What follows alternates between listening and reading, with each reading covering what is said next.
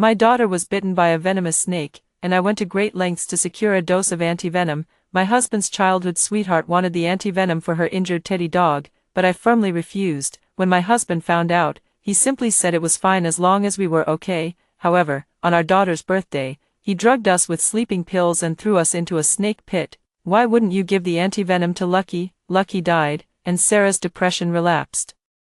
You must suffer the pain she endured. I took my last breath under the python's constriction, and when I opened my eyes again, I had returned to the day my daughter was bitten by a venomous snake. This time, I pushed my husband toward the snake. Mom, snake. Kayla pointed at the grass, her face deathly pale. A colorful venomous snake was slithering through the grass, flicking its tongue. My heart felt as if it were gripped by an icy hand, memories from my past life flooding back like a tide. The cold snake pit, the slippery scales, the excruciating pain of bones shattering as the python tightened its coils, and Donald Harrison's face twisted with madness. Overwhelming hatred surged within me, nearly burning my reason to ashes. In the blink of an eye, the venomous snake, startled, suddenly turned its head and shot toward his direction. I don't know where the strength came from, but I pushed Donald Harrison hard. He stumbled, just in time to meet the trajectory of the snake's attack. Ah! Donald Harrison let out a scream as the viper's fangs precisely pierced his ankle. He turned back to look at me in shock, his eyes filled with disbelief. Ignoring him, I quickly took a photo of the snake, then tore off a strip of my skirt and swiftly tied it around the proximal end of his wound. Then, calmly picking up my daughter, I took out my phone and dialed 120. Hello, is this the emergency center? We're at Villa 1 in YQ Mountain. An adult man has been bitten by a snake, and the situation is critical. After hanging up the phone, I finally turned to look at Donald Harrison lying on the ground. The wound on his ankle had already swollen and turned black, the intense pain contorting his face. He looked at me, his lips trembling. Bella, did you just push me? You've got it wrong. I was just in too much of a hurry to save Kayla and accidentally bumped into you. My tone was gentle, but my gaze was as cold as frost. Donald Harrison, in this lifetime, I want to see if you can still be so selflessly righteous and sacrifice yourself for others. The ambulance came wailing. Kayla, Donald Harrison, and I were all taken to the city center hospital. After a preliminary diagnosis, the doctor told me with a grave expression that they had been bitten by a rare local venomous snake with extremely potent venom. Your husband's injuries are severe. The doctor shook his head. He was bitten near the ankle artery, and the venom has spread very quickly.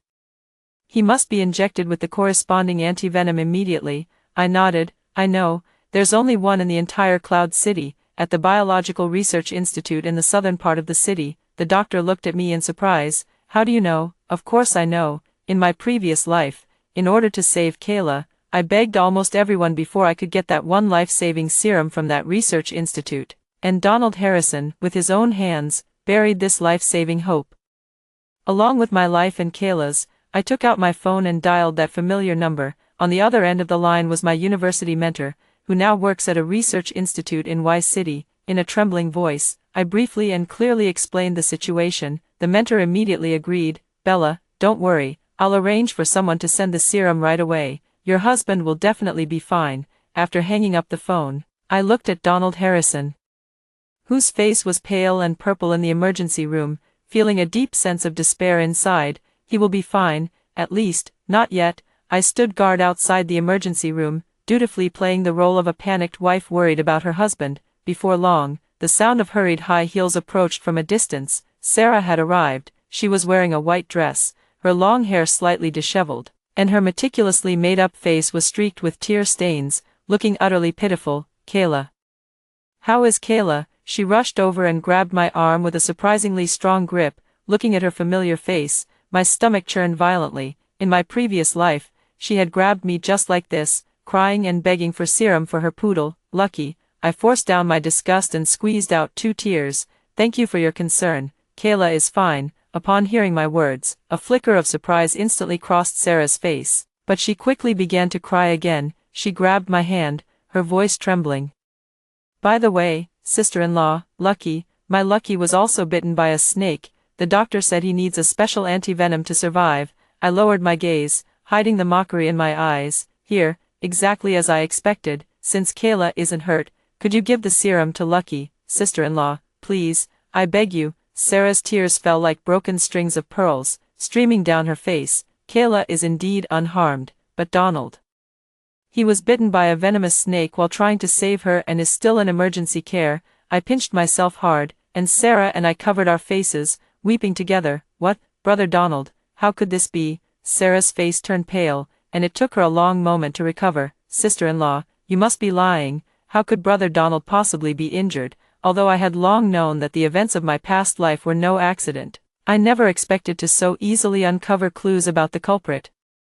It was worth it to specifically tell her that the injured person was Kayla. Some family members of patients who didn't know the truth were already pointing at Sarah. How can a dog compare to a human? Exactly, what is this girl thinking? Sarah ignored the words of the surrounding family members and instead stared straight at me, saying, Lucky isn't an ordinary dog, it was left to me by my mother before she passed away. Donald also loved it the most. If he were conscious now, he would definitely agree to give the serum to Lucky first. She even brought up Donald Harrison. I sneered inwardly. Yes, of course Donald Harrison would agree. Didn't he do exactly that in my previous life? For her and her dog, he personally pushed me and my daughter into hell. I took a deep breath, my face showing a troubled and pained expression. I looked at the tightly closed door of the emergency room, then at Sarah, who was crying so hard she was about to faint, and my eyes also reddened. Sarah, don't be like this, Donald, he is my husband. My voice choked, filled with struggle. Sarah cried even harder. Sister-in-law, I know this is cruel to you, but I really have no other choice. As long as you're willing to save Lucky, I'll do anything you ask.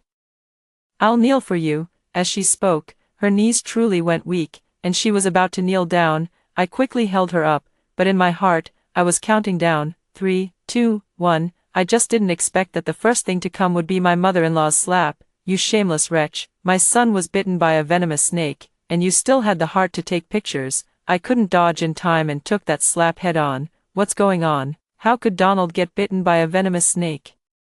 Father-in-law asked coldly. I wiped away my tears and said with a pitiful tone, I don't know why there would be a venomous snake in the villa. Donald was only trying to save Kayla, a little girl. If she dies, she dies. Donald is really, father-in-law sighed. My fists gradually clenched inside my sleeves. Although I knew they had always looked down on Kayla for being a girl, I never expected they would openly say they wished for her death.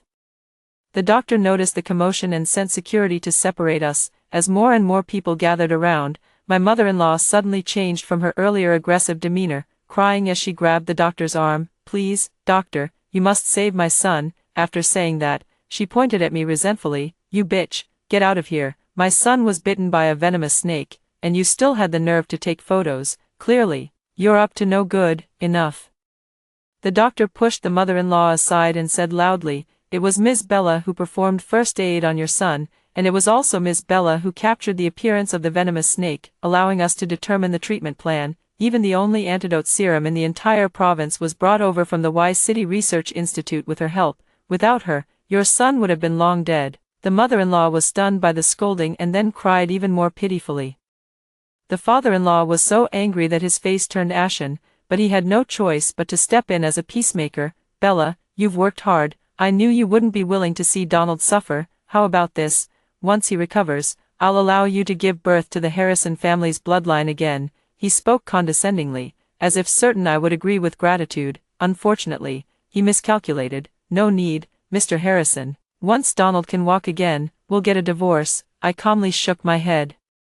Leaving the scumbag was inevitable. It was just a matter of time, but before that, I had to figure out who the murderer was that killed us in our previous life. The doctor walked out of the emergency room. The patient is awake now. You can have some simple conversations with him. Sarah's eyes instantly lit up as she looked at me. Sister-in-law, about the serum. I pretended to be hesitant and glanced at my in-laws beside me. My mother-in-law waved her hand impatiently. Sarah, you don't need to beg her. Take whatever you want. Thank you, Aunt Monica, Sarah exclaimed joyfully. Why thank me? My mother-in-law smiled at Sarah, affectionately taking her hand. If Donald hadn't been framed back then, you would have been the rightful Mrs. Harrison. How could she have ever taken this position? Besides, it's just an antidote serum. Our Harrison family's research institute has it too, and Donald has already started using it. My mother-in-law looked at me and said sarcastically, when it comes to life-saving medicine, it's always better to use your own. Who knows what some people are really up to? and what's this about the Y City Research Institute having the only dose in the entire province? Isn't that just a way to hold a favor over someone's head? To be honest with you, Sarah is carrying the Harrison family's first grandson. If you want a divorce, you'll have to leave with nothing." My mother-in-law's words hit me like a thunderclap, leaving me breathless. No wonder Donald Harrison was so eager to see us dead in my past life. There was another layer to the reason. Just then, the people from the Research Institute arrived in a hurry, carrying a silver refrigeration box. "Ms. Bella, the serum has been delivered." I took the box and without a moment's hesitation, handed it directly to Sarah. "Take it." Sarah held onto the box as if it were a treasure, turned around, and ran off. I leaned against the wall, a faint, unnoticed sneer curling at the corner of my mouth. "This is just the beginning, Donald Harrison. Sarah, what you owe me, I will reclaim with interest." Bit by bit, the patient's condition continues to deteriorate. "Where is the serum?" the nurse asked me with a face full of anxiety. "Paywall, what's going on? Wasn't the antivenom already administered?" My mother-in-law instantly flew into a rage. "Your antivenom is completely useless. We've already conducted toxicology tests. The snake venom has been specially modified. It was meant to kill him," the nurse said coldly. "Different snake venoms target different areas, and the antivenom for each is different. Using the wrong antivenom can be just as deadly. The only usable antivenom is at the Y City Research Institute. Didn't Ms. Bella just have someone send it over?" "The antivenom was given by my mother-in-law to Sarah, to save her poodle," I said, feigning distress. In the emergency room, Donald Harrison's condition took a sharp turn for the worse. The alarms from the monitors grew increasingly urgent, with doctors and nurses rushing in and out, their expressions hurried. The father-in-law and mother-in-law stood guard at the door, their faces ashen. The father-in-law exploded in rage. "How could you give the serum to Sarah? That was our son's life." "I had no idea this was our son's life-saving medicine. I just thought it was her way of holding a favor over us." "Who knew it was real?" My mother-in-law was so anxious she kept wiping away tears. Suddenly, she looked at me as if she had found a lifeline. "Bella, there must be more serum, right?" She patted her chest and promised, "As long as you can save Donald's life, I swear I'll treat you like my own daughter from now on." "I wish I could, Mom." I squeezed out 2 tears at the right moment. "But that serum is already rare.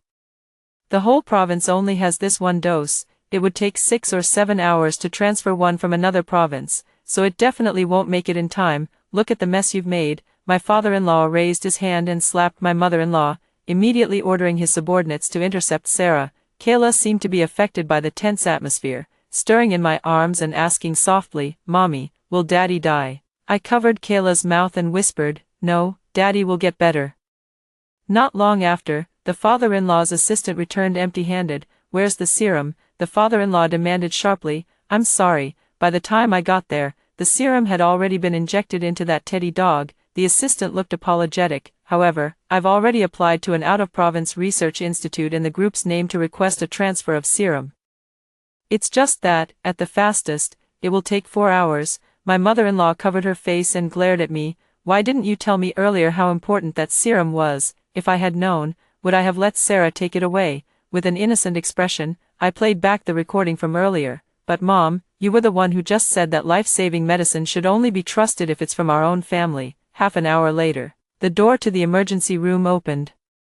The attending doctor removed his mask, looking exhausted and regretful. "I'm sorry, we did our best. The patient's toxin invasion was too deep, and we missed the optimal treatment window." Now, before the doctor could finish speaking, Mrs. Monica's eyes rolled back, and she fainted. The corridor immediately fell into chaos. I calmly handed Kayla to a nearby nurse and stepped forward to help press Mrs. Monica's philtrum. Chairman Harrison forced himself not to collapse.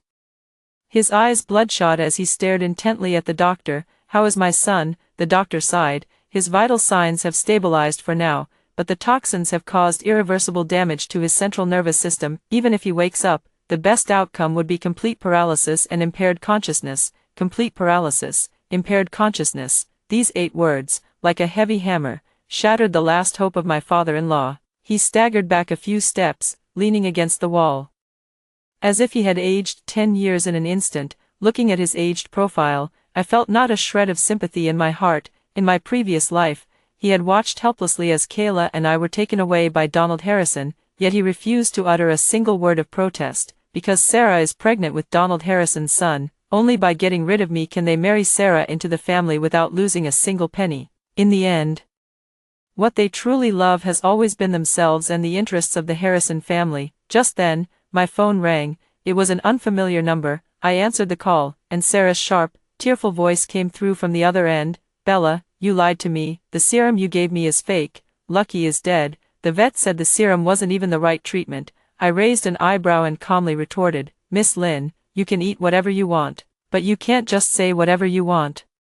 The serum was delivered directly from the research institute, and so many people saw me hand it to you. How could it possibly be fake? I don't care, it's fake. You deliberately killed my Lucky. Sarah screamed hysterically on the other end of the phone. Miss Lynn, you were the one crying and begging me for the serum. I have a recording. Do you want to deny it? Also, I now seriously suspect that Donald's snakebite was not an accident. We'll meet at the police station. After saying that, I hung up the phone without waiting for her response. My father-in-law had walked over at some point, his expression dark and menacing as he stared at me. Didn't Sarah say that the snake that bit Donald and Lucky was the same type? Why did Lucky pass away after using your antivenom? He had clearly overheard the content of my phone call. Dad, I'm afraid this matter isn't as simple as it seems. I remained calm and composed. The snake that bit Donald was specially modified.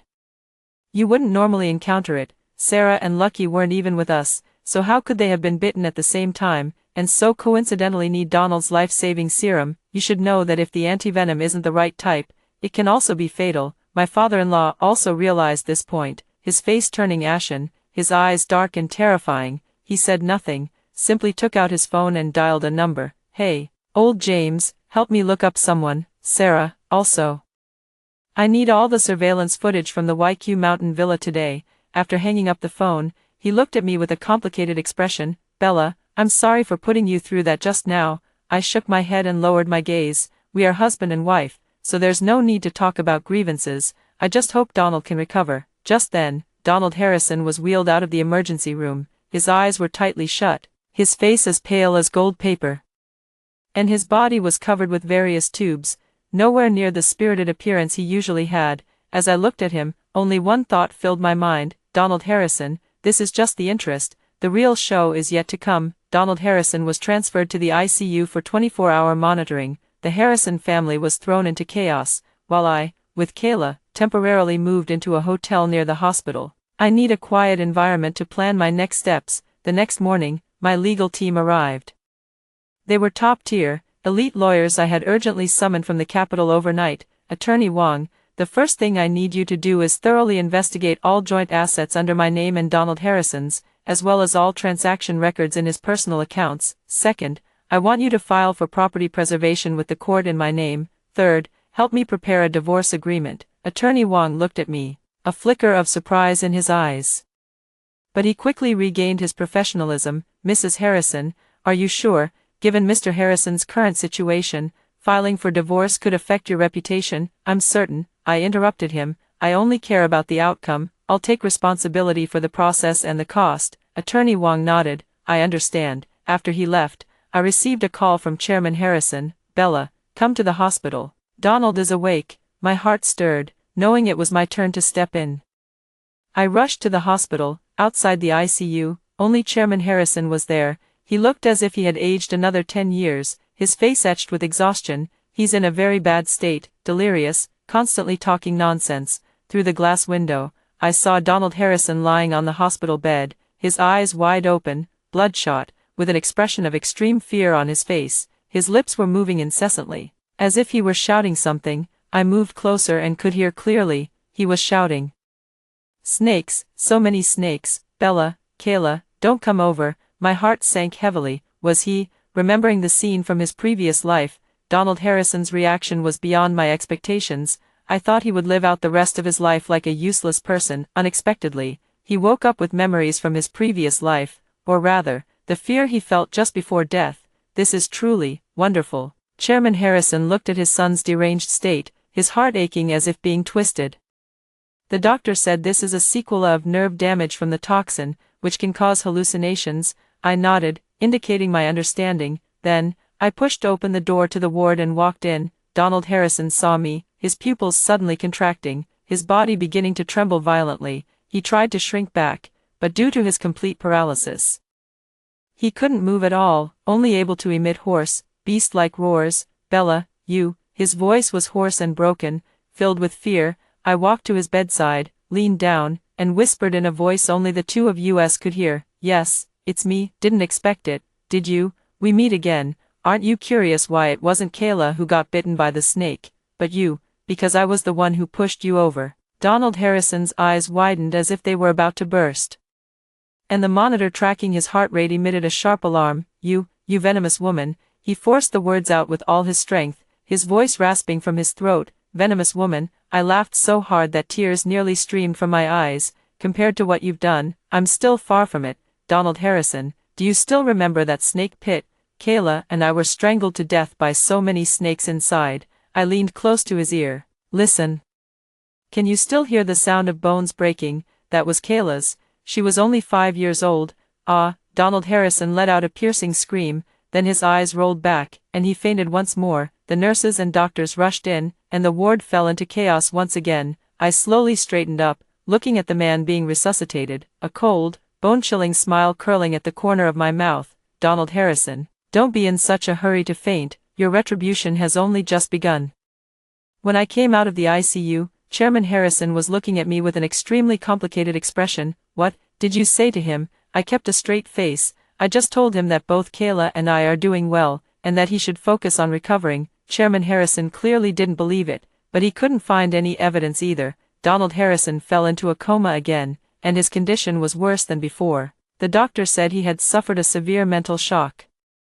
As for what caused the shock, only Donald Harrison and I knew. In the following days, while playing the role of a devoted wife in the hospital, I also urged Lawyer Wong and his team to speed up their efforts. Soon, the first investigative report was placed on my desk. Looking at the contents of the report, I trembled with anger. Donald Harrison, he is even more shameless than I imagined. Starting from the 2nd year of our marriage, he has been transferring nearly 50 million yuan from our joint account under various pretexts of investments and financial management, and all this money ultimately flowed into one account. The head of the household is Sarah. He not only bought cars, houses, and luxury goods for Sarah but even established a personal studio for her. As his legitimate wife, I drive the old car he discarded 3 years ago, live off the meager household allowance he gives as if it were charity, and am expected to bear his children and manage the household. What infuriated me even more was that Lawyer Wong also discovered that Donald Harrison had placed several trusted associates in the company my father left me, even attempting to sideline me and take control of the company for himself. Fortunately, I have been reborn. Otherwise, not only would Kayla and I die without a proper burial, but even the last bit of hard work left by my parents would be swallowed up by that despicable couple. I put away the report, my eyes as cold as ice. "Donald Harrison, Sarah, if you are unkind, don't blame me for being unjust." The investigation by Chairman Harrison has also yielded results. He discovered that the venomous snake that bit Donald Harrison actually came from Sarah, and her target was Kayla. As for Sarah's teddy dog, it was never bitten by a snake at all. After taking the serum from the hospital, she went directly to the veterinary clinic and injected it into the dog. As a result, the dog died on the spot due to a drug allergy. The reason she yelled at me over the phone, claiming the serum was fake, was simply to shift the blame and pin all the responsibility on me. Upon learning the truth, Chairman Harrison was so furious that he smashed his favorite purple clay teapot on the spot. He immediately sent someone to find Sarah, only to discover that she had vanished into thin air. The studio was closed, the house was sold, and she was unreachable. That bitch. "I won't let her get away with this," Chairman Harrison roared at me over the phone. I listened calmly, but inside, I was sneering. "Run, Sarah, do you think you can run away?" I hung up the phone and sent a message to Lawyer Wong. It's time to initiate the second step of the plan. The next day, a bombshell news story ignited the financial circles and social networks across Cloud City. Donald Harrison, heir to the Harrison Group, cheats on his wife during marriage. Gifts massive fortune to Mistress Sarah. The news not only featured intimate photos of Donald Harrison and Sarah in various settings but also included the record of a 50 million yuan transfer, along with purchase documents for all the properties and luxury cars under Sarah's name. The evidence was conclusive, irrefutable as iron. The stock of the Harrison Group plummeted in response. In an instant, the Harrison family became the laughingstock of the entire Y City. Chairman Harrison was overwhelmed. having to handle the company's crisis while also dealing with the relentless pursuit of the media. Mrs. Harrison, on the other hand, fell seriously ill and was admitted to the hospital, and I, as the biggest victim in this storm, received sympathy from everyone. I promptly accepted an exclusive interview with a reputable media outlet. In front of the camera, I looked haggard and sorrowful, yet I maintained a dignified demeanor. I did not cry or accuse, but calmly recounted the story of my love and marriage with Donald Harrison, and the betrayal that followed. I once believed I had the most perfect love and marriage in the world. It wasn't until that day, when my husband gave up his chance to live for another woman and her dog, that I realized everything had just been my fantasy. I don't know what happened between them, and I don't want to dig into it anymore. My only wish now is for my daughter to grow up healthy and happy.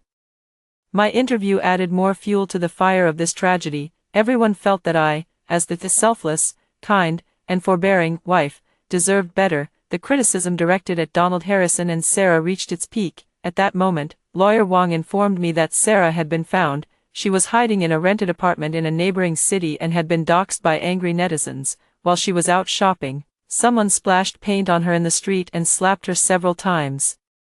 Posting the photos online was incredibly satisfying, but I knew this was far from enough. I instructed Lawyer Wong to formally sue Sarah in court on the grounds of misappropriating marital property. I want her to spit out every single bit of what she took, down to the last penny. The court summons was delivered into Sarah's hands. Along with it came a lawyer's letter from the Harrison Group.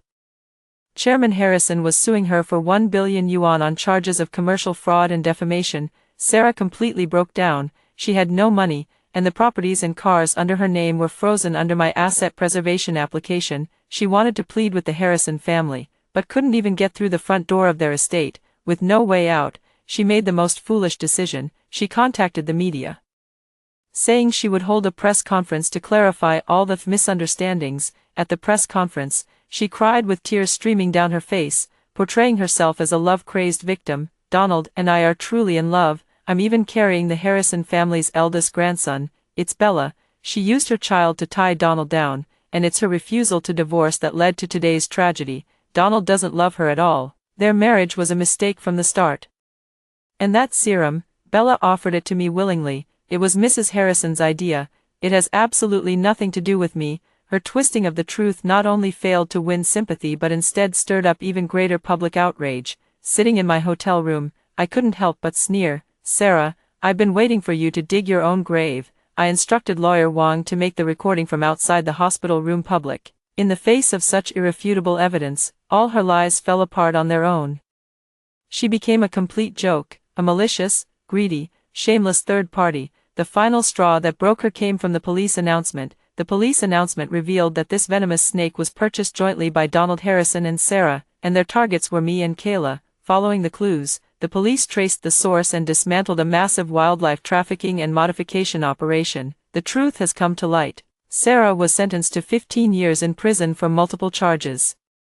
Although Donald Harrison was approved for medical parole due to still being in the treatment phase, his reputation has been completely ruined. He went from being a favored son of heaven to a despised scumbag who cheated on his wife and murdered his wife and daughter. And I smoothly divorced Donald Harrison. On the day of signing, I went to the ICU for the last time. Donald Harrison was already conscious. He couldn't move or speak, but his eyes, like poison knives, were fixed on me.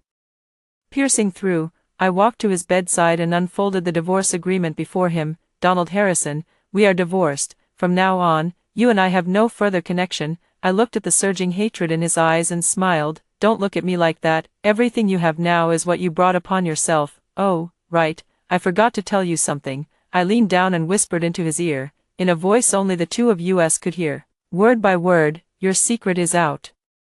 Your dear Sarah is already in prison, working on a sewing machine, but don't worry, I've already sent someone to take good care of her. Donald Harrison suddenly spat out a mouthful of blood, his eyes wide and fixed on me, his body beginning to convulse violently. The monitoring equipment once again emitted a piercing alarm. I straightened up, watching coldly as he was surrounded by doctors and nurses. Donald Harrison, live well, living in this endless hell, day and night. I taste the pain I endured in my previous life. This is my most cruel revenge on you. I sold all the real estate allocated to me by the Harrison family and left Y City with Kayla. With the experience from my previous life and ample capital in this one, I quickly established a firm foothold in the business world. Kayla transferred to a new kindergarten, made new friends, and gradually let go of those unpleasant memories. She remains as innocent and lively as ever, the only light in my life. Occasionally, I would hear news about the Harrison family from some old friends. The Harrison group suffered a heavy blow and is no longer what it used to be. Chairman Harrison retired early, handing the company over to professional managers to manage. Mrs. Harrison, on the other hand, has been a vegetarian and devoted to Buddhism for many years, staying aloof from worldly affairs. As for Donald Harrison, he was sent by the Harrison family to a top-tier sanatorium abroad, where the most expensive medications and equipment are used to sustain his life. I thought that my story with them had already come to an end. It wasn't until a year later that I received a call from Chairman Harrison. His voice sounded aged and weary. "Bella, can you come back for a while?" "Donald, he's not going to make it." I eventually returned to Y City, not out of soft-heartedness, but because I wanted to witness Donald Harrison take his last breath with my own eyes. The nursing home was filled with the smell of disinfectant. I saw Donald Harrison in a single room. He was so thin that only a skeleton remained, with sunken eye sockets and a pallid complexion, like a mummy that might crumble to dust at any moment. Only those eyes, when they saw me, still held a glimmer of venomous light. I asked everyone to leave, and in the hospital room, only the two of us remained. I pulled over a chair and sat down by his bedside. "I heard you're about to die." He made a guttural sound in his throat, as if laughing, yet also as if crying. I took a photo from my bag and placed it in front of his eyes. In the photo was Kayla, beaming with a radiant smile. "Look, Kayla has grown taller and is becoming more and more beautiful. She is currently learning piano and ballet and is very talented. The teacher says she could become a great dancer in the future." Sarah's child has also been born, and it is indeed a boy, but that child, with blonde hair and blue eyes, clearly isn't yours. Ha ha ha ha ha ha. Your mother was so angry with you that she passed away, and your father, overwhelmed with grief, has developed liver cancer. With every word I spoke, the light in Donald Harrison's eyes dimmed a little more. "Donald Harrison, do you regret it?" I looked at him and asked the final question. He didn't answer, just stared fixedly at the photo of Nathan, 2 lines of tears streaming from his clouded eyes. I don't know for whom those tears were shed, for himself, or for the daughter he killed with his own hands, but none of that matters anymore. I stood up and put away the photo. "Have a safe journey. When you get down there, remember to say sorry to me and Kayla." I turned and walked out of the ward without looking back. Behind, on the heart monitor, the line representing life had turned into a flat line, emitting a piercing, continuous alarm. Donald Harrison was dead, stepping out of the nursing home. The sunlight was blinding. I lifted my head and took a deep breath. In the air, there is the scent of freedom. Everything has come to an end. My phone rang. It was a video call from Kayla. On the screen, she was wearing a beautiful princess dress, spinning happily in the sunlight. "Mom, when are you coming back?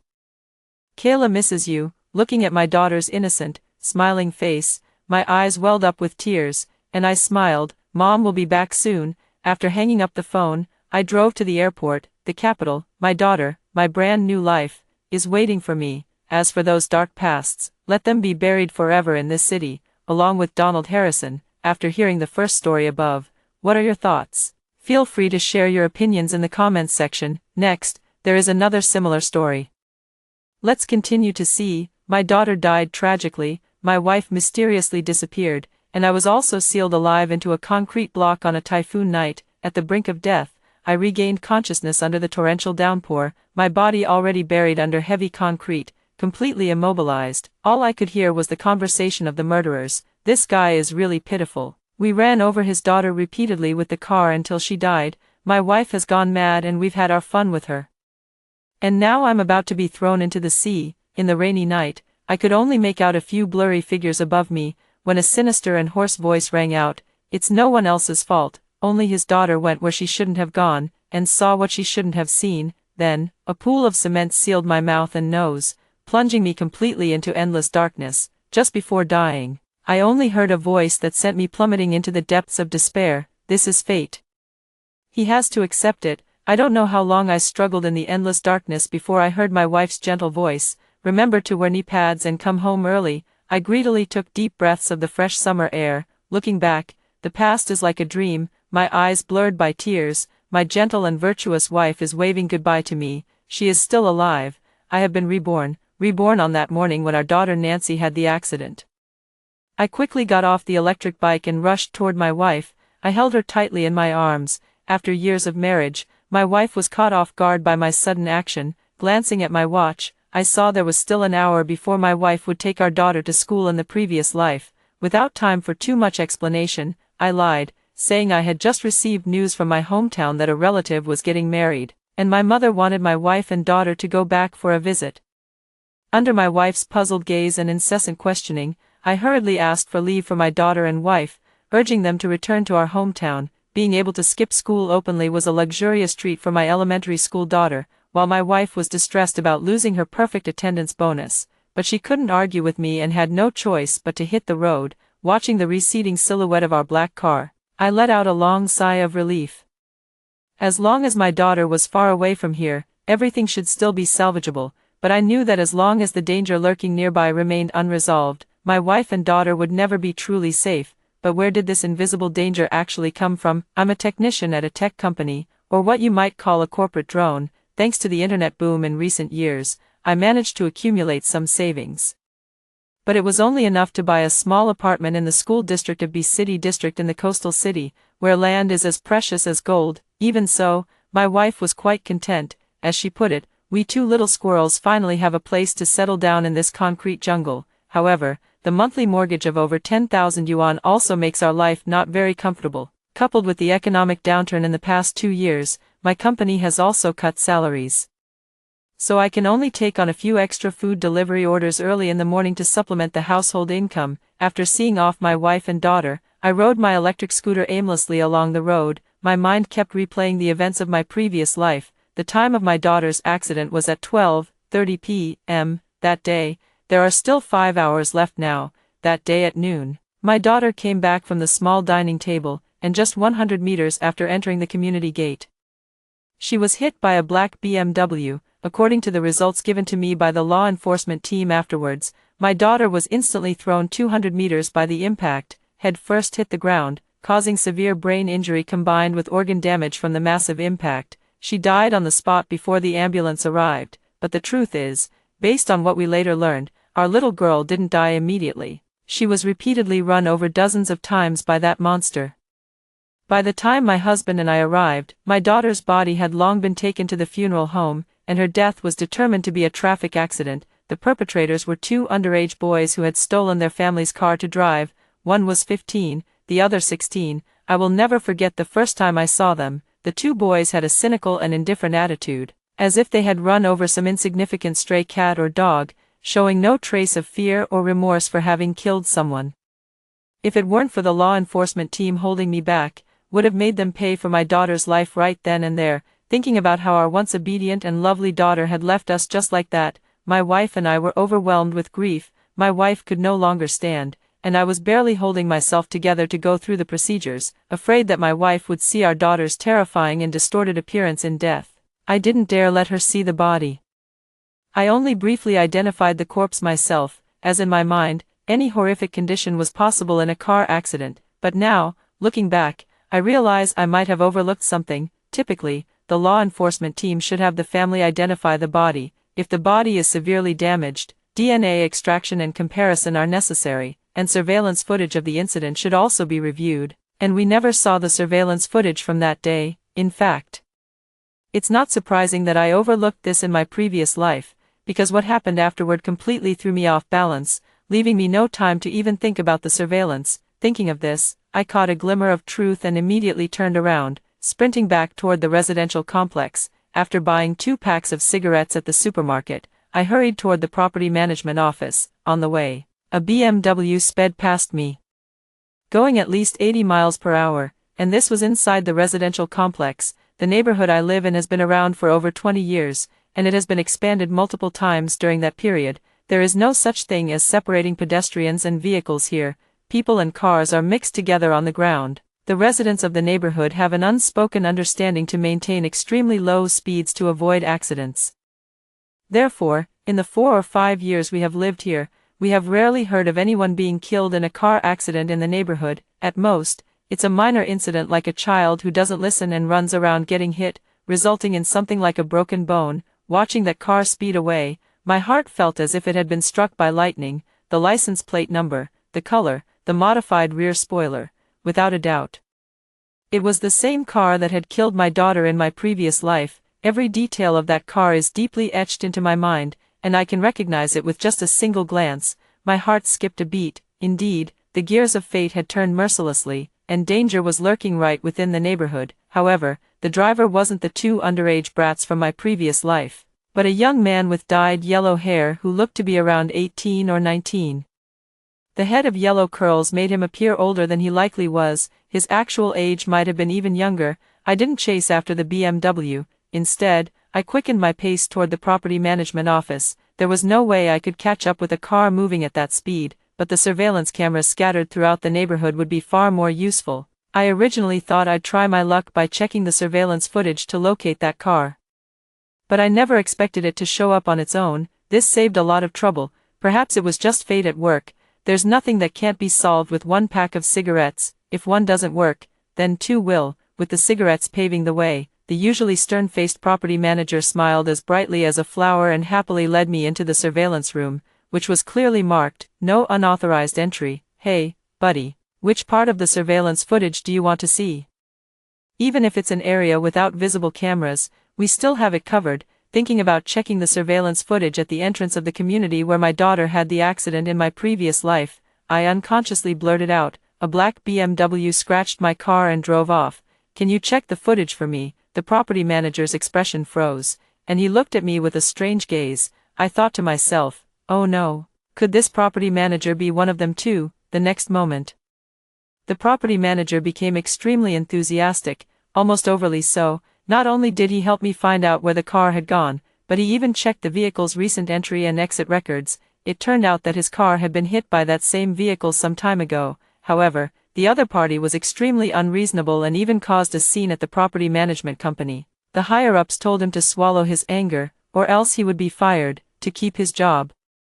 He had no choice but to let the matter drop. As someone who was used to throwing his weight around in the community, how could the property manager swallow such an insult? He had long been planning how to teach that car owner a lesson. This time, since I, as a homeowner, was looking into that car, the property manager was naturally happy to go along with it and even kept fanning the flames on the side. I was left stunned, thinking to myself, this property manager really is the neighborhood bully. With the property manager's assistance, I had a clear grasp of every move this car made. I rode my own delivery e-bike, pretending to deliver orders through the streets and alleys as usual, while pointing my phone's camera, the helmet-mounted camera, and the bike's dashcam in 3 different directions, ensuring everything except what was behind me was fully recorded. After multiple expansions, the community's layout had long been disrupted. The southern part consisted of high-rise buildings, while the deeper areas housed the earliest mid-rise apartments. The once sunlit rooms now remained in perpetual shadow, completely blocked by the towering buildings in front, gradually approaching the mid-rise apartment area with first-floor courtyards. Once hailed as the upscale apartments of the northern city and a retirement paradise for white-collar workers, it had now become a forgotten corner of the city. This is the deepest part of the residential area, mostly inhabited by working professionals like me who start their day at 8 a.m. Most have already left by this time, and the rest are catching up on sleep, so this area is almost deserted during this period, with very few vehicles passing through. Just as I was about to reach the building where the car was parked, I heard faint cries for help. The sound was barely audible. Like a kitten on the verge of freezing to death in winter, faint yet desperate and sorrowful, my heart raced, and I gradually slowed down the car. At the same time, I turned on the speaker of another phone, which immediately started playing an AI-generated voice reading a short story. In just a few seconds, I had already passed the entrance to that building. In front of that building, the desperate cries for help became even more distinct, only to abruptly stop the moment I passed by. Clearly, this place was under strict surveillance. Fortunately, I had prepared in advance and passed by there without looking back, then planned to drive out of the residential area. Just as I reached the main road of the community, the BMW from earlier suddenly swerved out, nearly hitting me. Thankfully, my years of delivering takeout had honed my skills in controlling the electric bike, and with a quick twist of the throttle, I narrowly avoided the collision. To my surprise, the people in the car weren't the blonde-haired guy from before, but the 2 brats who had run over my daughter in my previous life. They were under 16 years old, so even if they fled the scene of an accident, they wouldn't face legal consequences. To avoid raising their suspicions, I angrily cursed at them with a national insult, exchanged a few heated words, glanced at my phone, and used the excuse of being late to speed out of the residential area. I didn't go home or to the company. Instead, I went to the courier station where I work part-time. I knew they were likely tracking me. It seems my earlier thought that staying away from them would keep me out of mortal danger was still naive. I must uncover the mastermind behind this, or else my family will be destroyed again in this lifetime. At the station, I found a hidden corner, took out the memory card, and began replaying the footage, just once. That mere few seconds of replay sent a chill down my spine. I remembered a phrase my wife kept repeating after our daughter's tragic death in my previous life, which drove her to madness. Little sister was riding and playing with someone. This phrase was always interpreted by family and friends as the child being haunted by a ghost, which led to her being pushed under the wheels and losing her life. Now it seems completely not the case. There are no supernatural events, no evil spirits haunting anyone. Everything is simply a 5-year-old child who doesn't know how to express herself. Because at this very moment, in the scene, a girl of about 15 or 16 is being pinned down and humiliated by several boys. The reason my daughter described this situation as roughhousing is that once, when she woke up in the middle of the night, she groggily stumbled upon my wife and me being intimate. My wife was so embarrassed she hid under the covers, and I could only lie to her, saying that her parents were just roughhousing. Could it be that just because a little girl who understood nothing stumbled upon their evil deeds, they would resort to killing to silence her? Thinking back carefully, my daughter did mention a few times that she had gone to the back row of apartment buildings during hide and seek, and the phrase, "the little sister was riding and playing with someone," was said after that. I am filled with immense regret. It turns out the tragedy of my previous life had already planted the seeds of disaster. It was my fault for not taking good care of my wife and daughter. If I had spent more time with my daughter, she wouldn't have gone to the back. If I had worked harder to buy a better house, we could have stayed away from this place of trouble. If my daughter hadn't died, my wife wouldn't have gone insane from excessive grief, and she certainly wouldn't have mysteriously disappeared. It was precisely because of my wife's disappearance that I lost the heart to handle my daughter's affairs, causing me to overlook many obvious details. There are no more ifs in this life. I absolutely cannot let the tragedy repeat itself. I forced myself to break free from the grip of regret and let my mind regain clarity, because I discovered an even greater mystery. According to what those people said in my previous life, my missing wife had also fallen victim, so why did they leave me for last? The situation is far from that simple. I need to make thorough preparations. Just as I was reviewing the clues from the day, my wife called. It was already late at night. "Frank, why did you lie to me? There are no relatives getting married back home." Faced with my wife's accusation, I could only remain silent. My wife, who had weathered many storms with me, quickly noticed something was off and changed her tone to ask, "Honey, is something wrong? Don't keep it to yourself. We can face it together. If it really comes to it, we can sell the house. It's in a school district."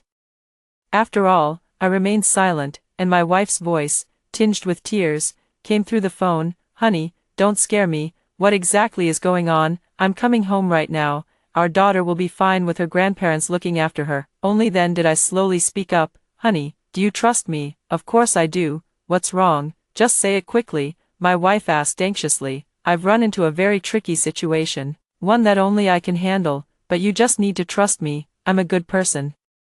I won't do anything heartless. Everything I do is to protect you and Nancy." Without waiting for my wife to respond, I continued, "Now listen to me. The family savings are with you, enough for you and the child to live on for a while. In a couple of days, take Nancy back to your hometown in the Northwest. Don't make a fuss about it. Just say you're going home to visit family. Stay there for a few extra days, and once I've sorted things out, I'll come pick you up." My wife didn't understand why, but out of trust in me, she didn't say anything more, only expressing her concern for me. We talked for a long time, reminiscing about our campus days, our engagement and marriage, from the 10 months of pregnancy to our daughter starting school, and we kept talking until dawn. 3 days later, seeing the message on my phone that read, "The passenger on your booked flight has boarded," my anxious heart finally settled. My wife's hometown is in J City in the Northwest, over 1,000 kilometers away from where we live. At last, she should be safe. As for my parents, in my previous life,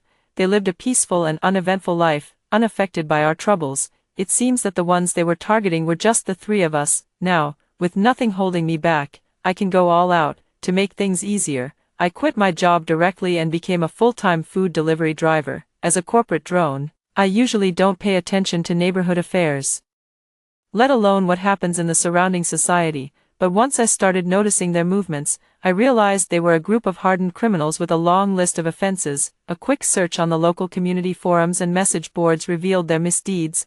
Fighting, extortion, theft were all commonplace, and some even hinted that they were involved in robbery and rape, but their biggest protection isn't having connections, it's their age, except for a few leaders. The other members are all under 16 years old. They cleverly keep their criminal activities just outside the scope of legal punishment, allowing them to consistently evade legal consequences. While ordering takeout, I accidentally saw a map of the entire area. The region I'm in isn't just a densely populated area, it's also surrounded by police stations of various sizes, including 2 local police stations. Even with this setup, these little brats can still act so brazenly. The only possible reason for this is, thinking of this, the clothes I had just dried were once again soaked in cold sweat. Countless possibilities swirl in my mind, each seeming plausible, yet none supported by concrete evidence. The clues at hand are simply too few. I also discovered that several parents of children who had been bullied by them have privately formed an alliance to punish this group. Recently, members of this association have been mysteriously disappearing or. This piqued my interest. Apart from their children having been bullied, the commonality among all the missing individuals is that they had actually clashed with those scoundrels, even physically confronting them. Anyone with a discerning eye can see that there is an internal issue within their ranks, but who exactly could have infiltrated this group of unfortunate people? What is even more crucial is that the authorities have never made any statement regarding the disappearance of these individuals, nor has there been even a whisper of an investigation. No matter how hard I try to recall, I cannot remember the slightest bit of related information from my past life, and in this life, there has been no news at all. As the investigation deepens, the entire matter becomes increasingly murky. What kind of force is behind all of this?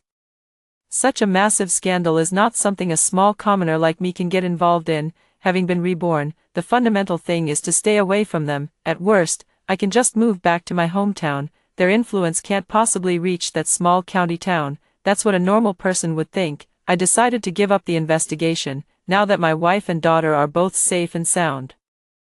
And I have been given a new lease on life. There's no need to provoke them again. However, fate is ultimately fate, and it does not change easily. Today, I was in a hurry to go home to get something, so I casually parked my electric scooter downstairs. Usually, I park my electric scooter in the underground garage. While searching for something, I happened to glance downstairs, and noticed 2 children circling my vehicle, examining it closely. They were the same 2 who had run over my daughter in my previous life. I was utterly shocked. It seemed I was being targeted. Considering the last time they stopped me, I must definitely be under their watch. This is a full year earlier than when I was killed in my previous life. Without bothering to look for anything, I hurried downstairs, putting on an act as if my order was about to be late. I ignored the 2 bastards in front of the electric bike, hopped on, and sped away in a cloud of dust.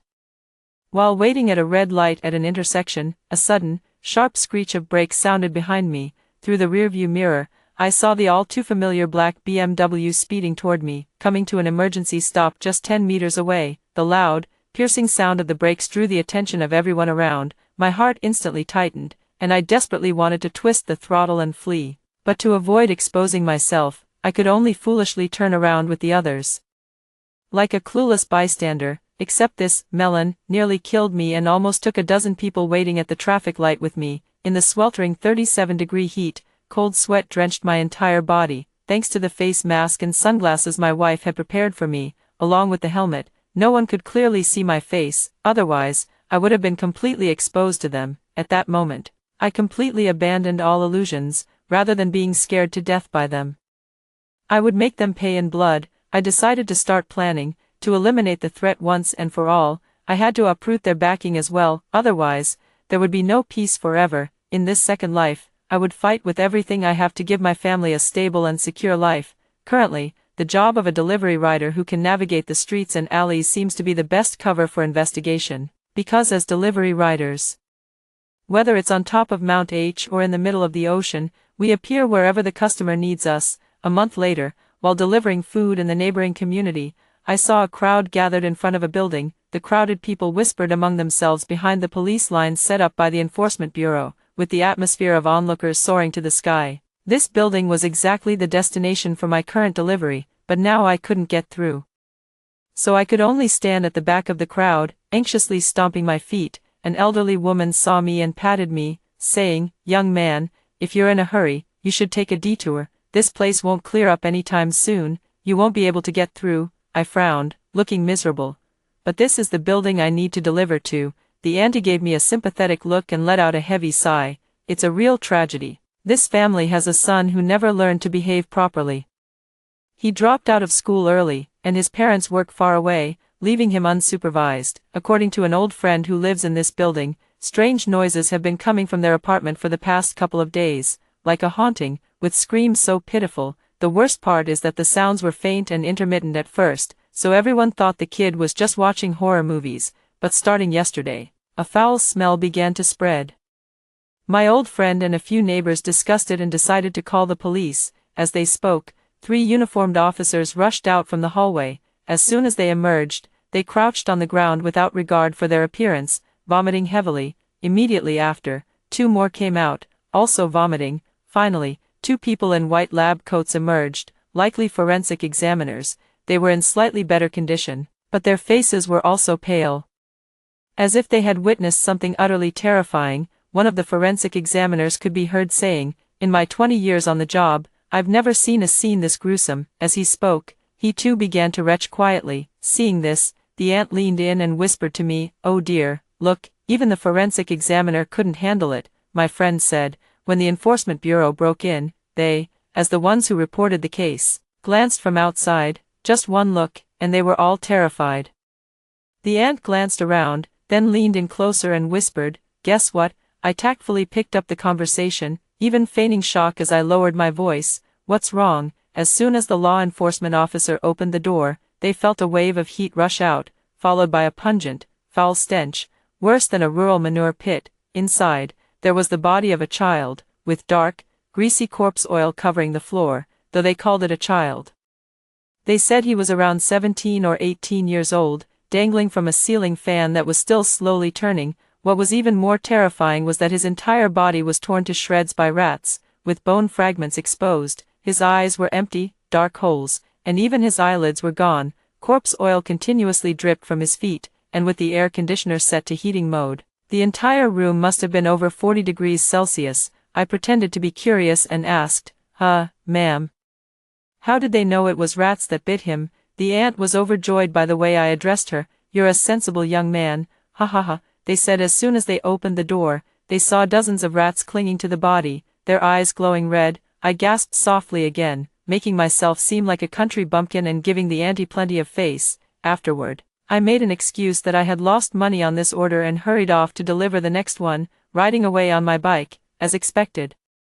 The eerie atmosphere of the scene and the gruesome manner of death quickly became a local trending topic, and the authorities couldn't suppress it no matter what. After all, while many people die across the country every year, being hanged on a ceiling fan and then devoured by a swarm of rats is truly one of a kind.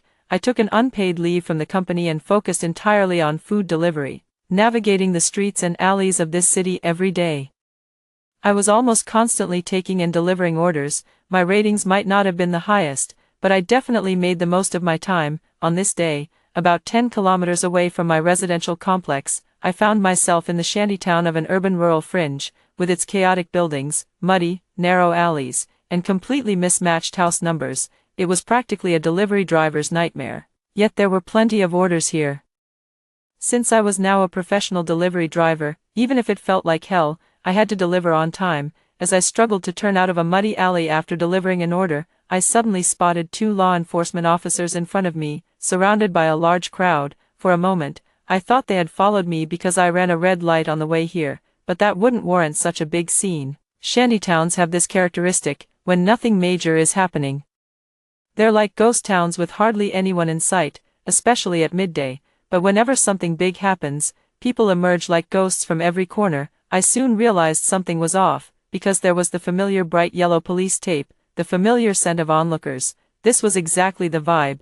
From my perspective, a human foot was visible in the trash bin blocked by the police tape. but it was deathly pale and covered in dense, bloody holes. They were called bloody holes because the congealed black blood had flowed from them. The heavy smell of blood was so strong that even I, standing over 10 meters away, could catch it. The surrounding onlookers were buzzing with discussion. One person said, "You have no idea. I arrived early and saw that the person who died inside was a child, probably around 17 or 18 years old. There wasn't a single spot on their body that was intact. It was densely covered with leeches.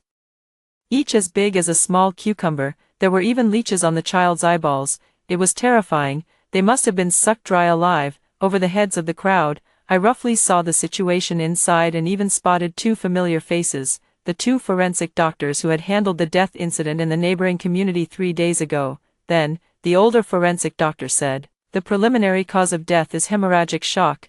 The on-site environment doesn't allow for further autopsy. So let's send the body back for examination directly. By the way, this child, like the previous one, is missing an organ." The forensic examiner deliberately lowered his voice when saying this, but I still managed to read his lips and understand what he was saying. Just as I was watching with great interest, I suddenly felt a chill run down my spine, as if being watched by a venomous snake. Ever since my rebirth, my heart has been on edge, and I've remained on high alert, fearing that those beasts might suddenly emerge from some corner and finish me off.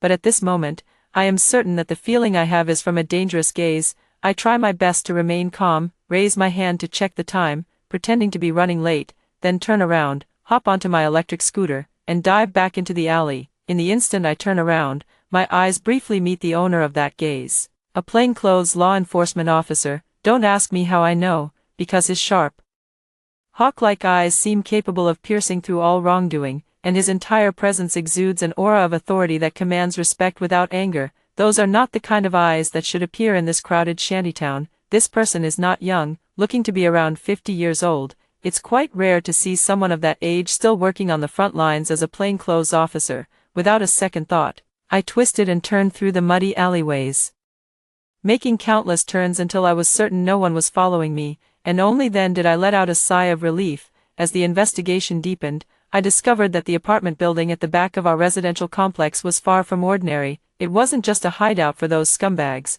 it was also their distribution point. Yes, they weren't just ordinary thugs, they had a complete criminal industry chain, with clear divisions of labor and specialized individuals responsible for disposing of stolen goods and laundering money. This was definitely not something a bunch of uneducated scumbags could pull off on their own, given the high level of expertise required for this kind of work. Moreover, there have been quite a few children going missing in our area recently, and the parents of these children, especially those who have had interactions with these scumbags, have mostly encountered trouble, with one even disappearing as well. Strangely, these incidents haven't drawn much attention from the law enforcement authorities. They've been handling them slowly, treating them as missing persons cases. Even with the frequent disappearances of children over the past 6 months, there hasn't been any large-scale investigation. Each time, they just go through the motions symbolically. 10 days later, while delivering an order in a neighborhood 8 kilometers away from my residential area, I once again saw the familiar bright yellow police tape. However,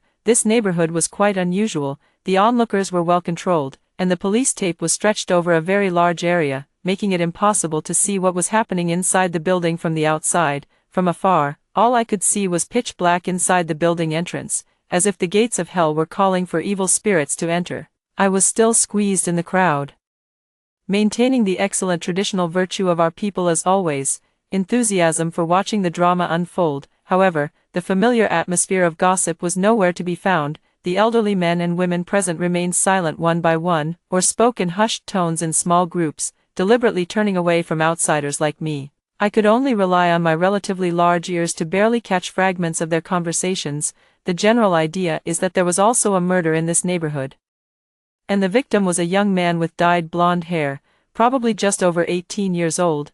I moved to several different spots before I could barely piece together how the blonde-haired guy died. After hearing it, I couldn't help but shudder. It was truly horrific. It is said that the blonde-haired guy's body was hidden in a solar water tank on the rooftop. No one knows how he was stuffed into that cramped space, and even fewer can understand how his body, which had already bloated to a giant-like state, went unnoticed until now. Even in the sweltering summer of the South, it takes at least 5 or 6 days for a body to bloat to that extent. Moreover, when the blonde-haired guy was found, he was completely naked, and his entire body was covered in large cockroaches. When discovered, some of the cockroaches were still moving, with a dense swarm of dead and live roaches covering the entire water tank, along with the slippery, slimy, bloated corpse. It is said that 3 law enforcement officers who went to investigate vomited and fainted on the spot. Hearing this terrifying account, I couldn't help but shiver, thinking that this way of dying was far more gruesome than being encased in cement in my previous life. Having had my fill of the gossip, I turned to leave, just as a strong, powerful hand pressed down on my shoulder. My heart tightened, and I instinctively reached for the car pocket, where there was a can of pepper spray that could buy me a sliver of survival in the shortest time, but the other party gave me no time to react, and with a swift grappling move, they threw me off the car. Before I could even process what was happening, the surrounding onlookers swarmed toward me. Despite being at an age where they could easily fake injuries, they moved with surprising agility, clearly all trained in martial arts.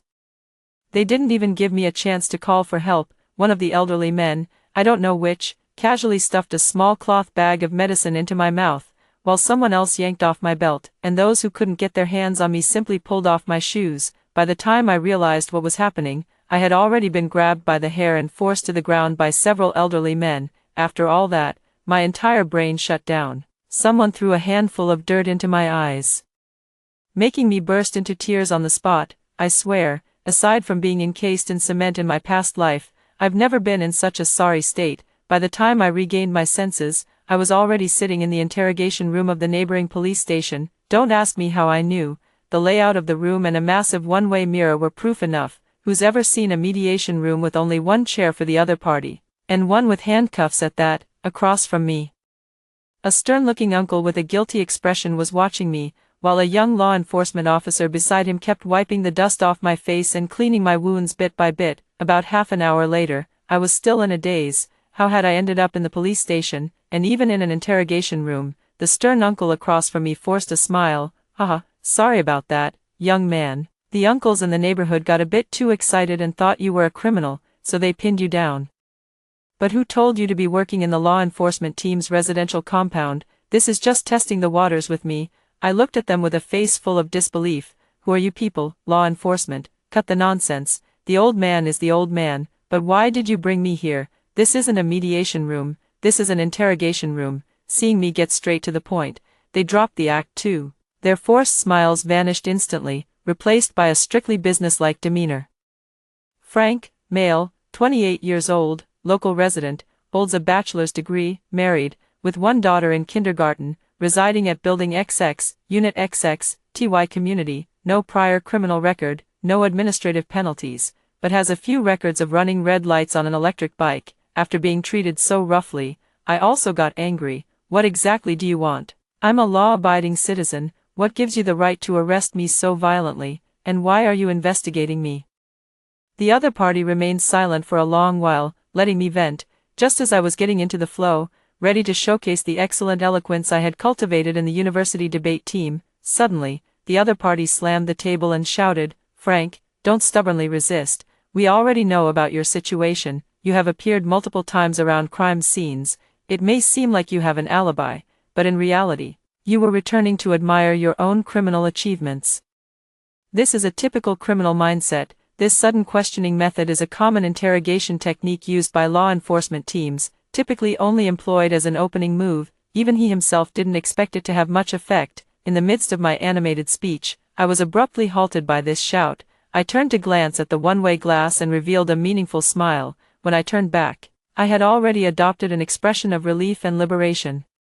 Looking desolate and speaking in a low voice, "Since you already know, I admit it, I did it all." My words were like a monkey's immobilizing spell, instantly petrifying the other person. He could never have imagined that I would confess so readily. The stern, older man took a long moment to process this before looking at me with disbelief. "You admit it, it was you." Since I had already confessed, I decided to let go completely. It was indeed me who did it. Not only did I do that, but I will also continue, because the people behind it are even more despicable. However, you must promise to ensure my safety before I can speak, otherwise, I can't guarantee that I won't be suicided in the cell. The uncle was baffled by my words. It's true that things can happen in the cell, but the idea of you being suicided, You must have watched too many movies. I didn't respond. Just continued on my own. The evidence I have is beyond your imagination, if you get it. It could easily get you promoted 3 ranks, no exaggeration at all. Hearing this, the uncle's eyes lit up, and he involuntarily leaned forward, eagerly saying, as long as you tell me, I can definitely. Bang! A loud noise interrupted the uncle's question as a group of law enforcement officers, all equipped with full sets of police gear, burst through the door. 2 of them swiftly appeared in front of me. Separating me from the uncle, the other 2 stood on either side of the uncle, gesturing for him not to speak. Immediately after, a middle-aged man in a white law enforcement uniform walked in, exuding an imposing presence, yet the anxiety on his face was hard to conceal. He spoke in an authoritative tone, "This case involves state secrets. It is no longer appropriate for you to continue handling it. It will now be placed under the direct jurisdiction of the security agency." At his age, still working on the front lines, the uncle clearly had a temper.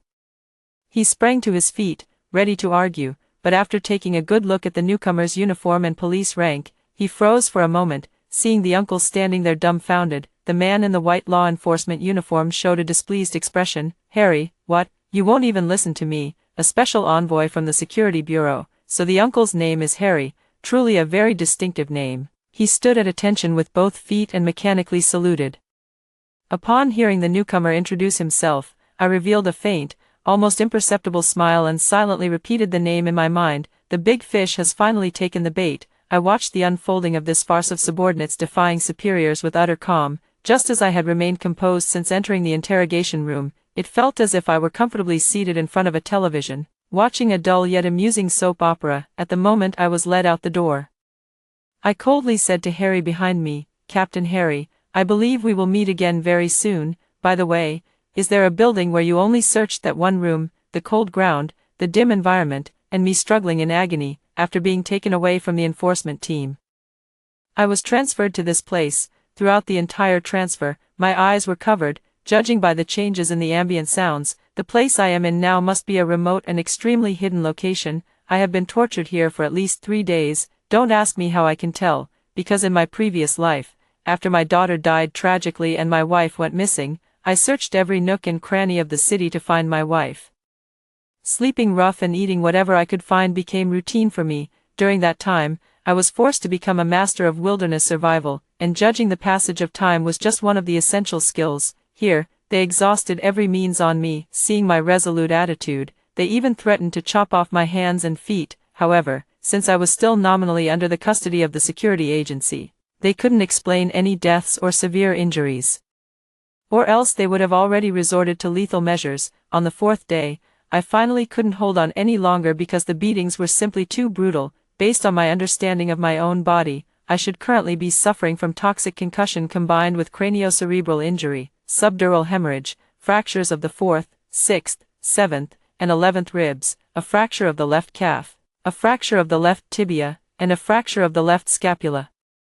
To ensure I could sign and fingerprint the confession, they preserved the function of my right limbs. How considerate of them. Finally, they were willing to ask me serious questions. For the first 3 days, they had just silently beaten and tortured me without uttering a single unnecessary word, which only strengthened my conviction that they were definitely not ordinary gangsters or petty thugs. However, who said that rebellion would not die from talking too much just because it remained silent? A middle-aged male voice, carrying an air of authority, rang out. In the darkness, I could only hear his deep, resonant tone, which held the authority accumulated over years by someone in a high position, mixed with arrogance, mockery, and impatience. "Frank, I won't waste words with you. You've offended someone you shouldn't have.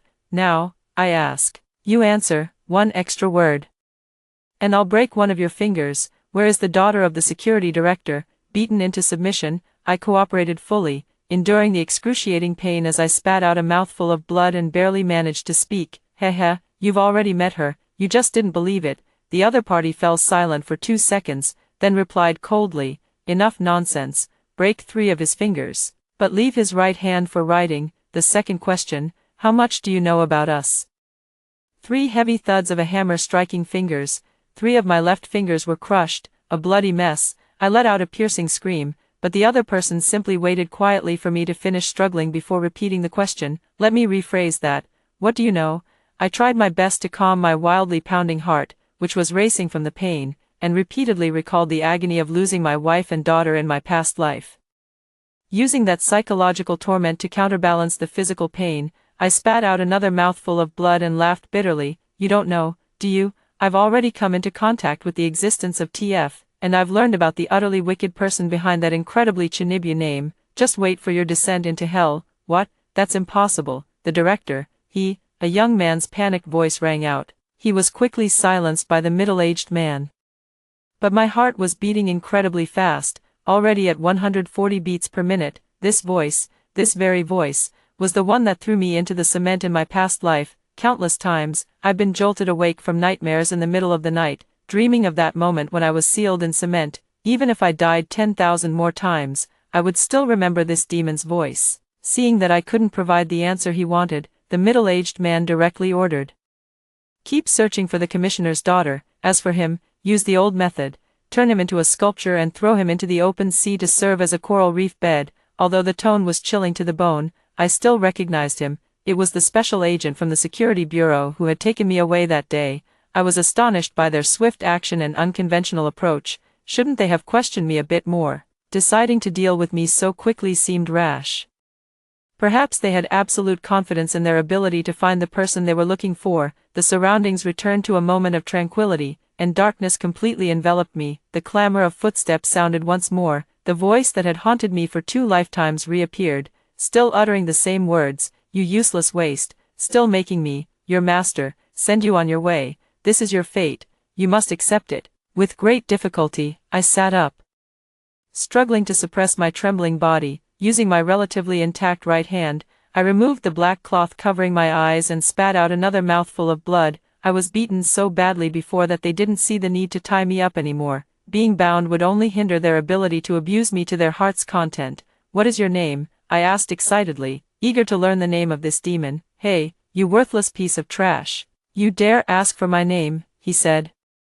Then proceeded to rain down a flurry of punches and kicks on me. With my last ounce of strength, I clung desperately to the demon's leg. Fists fell on me like a downpour of rain, but I paid them no mind, only letting out a mad, hysterical laugh. The crazed sound echoed through the dim surroundings like a demon crawling out of hell. The man I was holding on to clearly panicked, his fists swinging even more frantically. 1, 2, 3. When I counted to 3, a piercing police siren echoed through the pitch-black night. The guy I was holding was clearly panicked, and for a moment, he even stopped his assault. After waiting for 4 days and enduring endless torment, how could I let my enemy slip away when he was right in front of me? Compared to the endless agony of being encased in cement in my past life, and the unbearable pain of losing my wife and daughter, these injuries on my body were nothing. I suddenly exerted force, flipping him to the ground. Then, using humanity's earliest and most primitive weapon, teeth, I tore at his face like a wild dog, biting off any protruding parts that could be bitten: nose, eyes, ears. Each time, I used the last of my strength. No matter how he and his underlings moved, I never stopped. I clung tightly to him, rolling on the ground to evade the attacks of his underlings. As the siren's roar grew louder, the few underlings who had initially wanted to save him turned and tried to flee. Unfortunately, they were caught red-handed by the enforcement team just as they reached the main gate. The man beneath me, however, was clearly a coward. Having only lost an ear and the tip of his nose, he was already wailing in pain, tears and snot streaming down his face, his mouth wide open and his tongue lolling out as he howled. Seeing this, I ignored the disgust and bit down on his tongue. In just 2 seconds, that greasy tongue was torn off by me. Such a disgusting thing was naturally something I didn't want. After spitting out the tongue, I waved my hand and stuffed it back into his mouth, pushing it deeper and deeper until it reached the depths of his throat. He was like a stinking fish washed ashore, clutching his throat in painful struggle, but after my earlier rabid dog-like tearing and biting, he had already lost the strength to stand. Unable even to scream, I didn't give him a chance to stick out his tongue. With 2 heavy stomps, I crushed his throat. Now, even breathing became a problem for him, and he curled up and struggled like a dying loach, spitting out a bloody phlegm. I let out a silent, maniacal laugh. I had taken my revenge. Watching the writhing figure on the ground, I felt like something was still missing. By the way, this guy is about to die. He killed me in my previous life and almost killed me in this one, yet I still don't know his name. In the distance, chaos has erupted at the main gate, making it the perfect opportunity to escape. unfortunately. I no longer have the strength to do so, my mind grew hazy, and my vision gradually blurred. In the end, I fell backward with a vengeful smile on my face. Just before I lost consciousness, I heard a flurry of hurried footsteps. Someone shouted, "Secure the scene, target spotted ahead," possibly still showing signs of life. Captain Harry, Frank is here." I felt someone holding me, shouting continuously in my ear, but I could no longer open my eyes. A familiar baritone voice rang in my ear. "Frank, hold on. Don't fall asleep. I'm Harry, tell me quickly. What other information do you know? Speak up, don't fall asleep." With my last ounce of strength, I squeezed out a faint voice, "TY Garden, Building 13, After speaking, my consciousness fell into silence, and a voice echoed in my mind, "You can always trust the fervent desire of a middle-aged man to climb upward." Then, I once again sank into endless darkness, but this time with a smile on my face. In the darkness, I had a dream. A very long one. In the dream, I lived in a world without darkness, where my wife and daughter were safe and sound, living with me. We led a life that, while not wealthy, was peaceful. The trivial conflicts in life only made us yearn more for the beautiful vision of the future. When I opened my eyes again, I was lying in a hospital bed, my entire body wrapped in bandages, with the entire left side of my body suspended in the air. I raised my right hand to rub my bleary eyes, but my hand paused midway. Upon closer inspection, I saw a pair of gleaming golden handcuffs, the kind with chains,